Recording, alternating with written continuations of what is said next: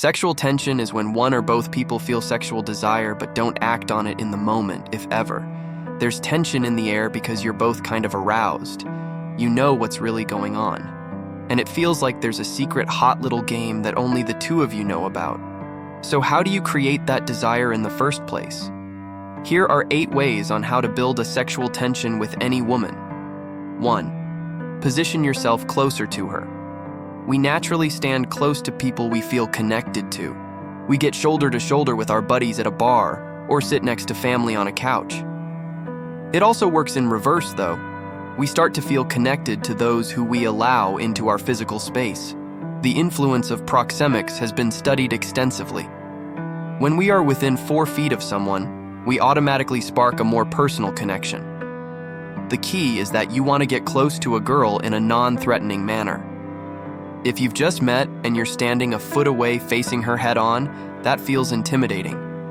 But position yourself diagonal to her, and you can get just as close without it feeling overwhelming. Take a step to the side of a girl within the first minutes of introducing yourself. You can be almost shoulder to shoulder and face each other at an angle. Get a table with booth seating or chairs that you can pull to her side rather than across from her. Walk right beside a girl, and when you sit down together, sit right next to her.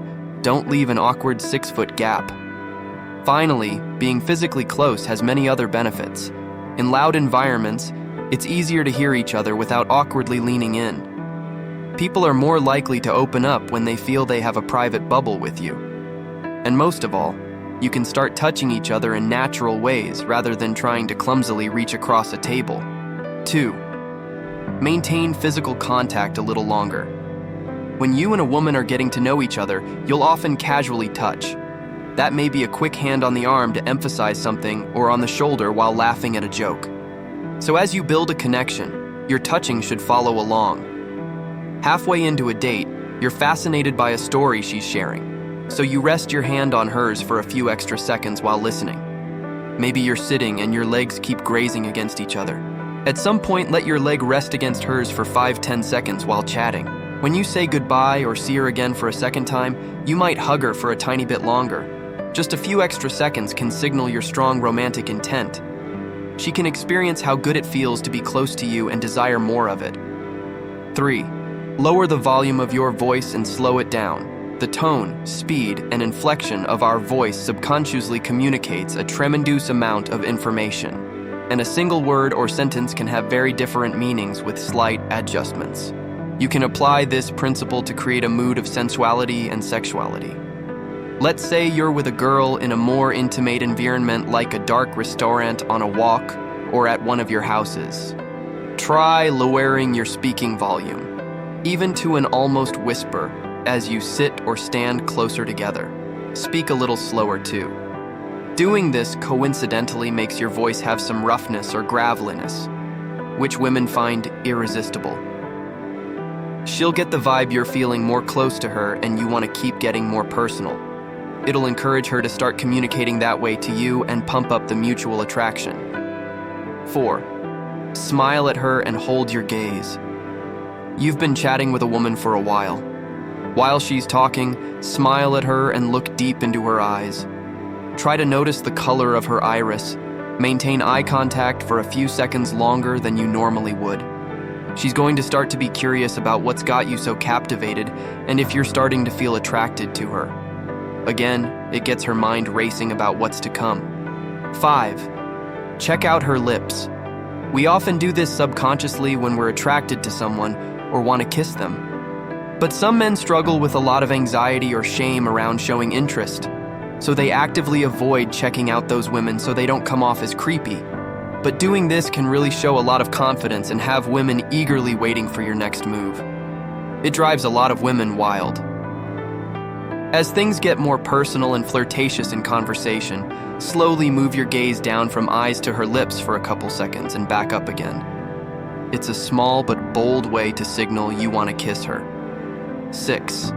Take your time for the kiss. The first kiss is that powerful moment when you both act upon your desires. It's the climax to a great film you created together. Women want that first time to be special and memorable. Giving her that final dramatic build-up beforehand makes the payoff so much better. A lot of guys are so nervous they go from looking at a girl to kissing her in 1 second, killing all of that precious tension. Instead, stop whatever you're doing. Finish your sentence, pause, and look deep into her eyes. Slowly step towards her, or bring her closer by the hand or with your arm around her back. Hold that for a second, and then bring yourselves even closer together. If she's ready to kiss, that final moment before you embrace is fucking hot. She feels you confidently moving things forward and starts to get aroused imagining what it's about to be like. Then kiss her. Don't just give her a peck, enjoy a solid kiss for a couple of seconds. Gently pull away and return to whatever you were doing or talking about. 7. Pull away from a kiss sometimes. Let's say you've been kissing this girl, and it turns into full-on making out. This is what you've been waiting for, and you don't want it to stop. But then, things suddenly cool down. When you try to push forward, she hesitates and pulls back. Maybe she even tells you she wants to stop. You're left completely clueless about what just happened. This is a common mistake that kills so many romantic opportunities. And here's why. That lead up to the kiss was filled with sexual tension.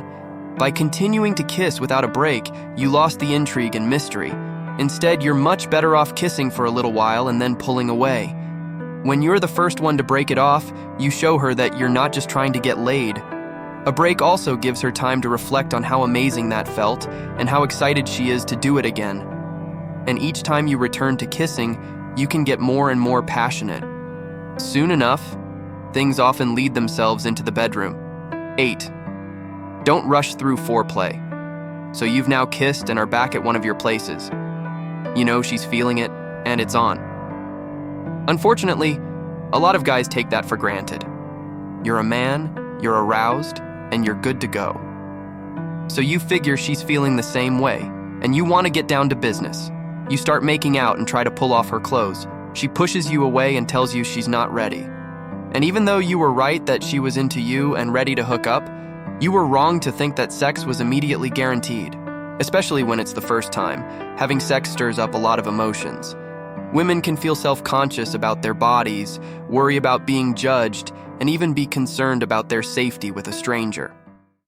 Time and foreplay helps ease women into intimacy. And when I say foreplay, I don't just mean digital or oral sex. I'm talking about everything that comes before that.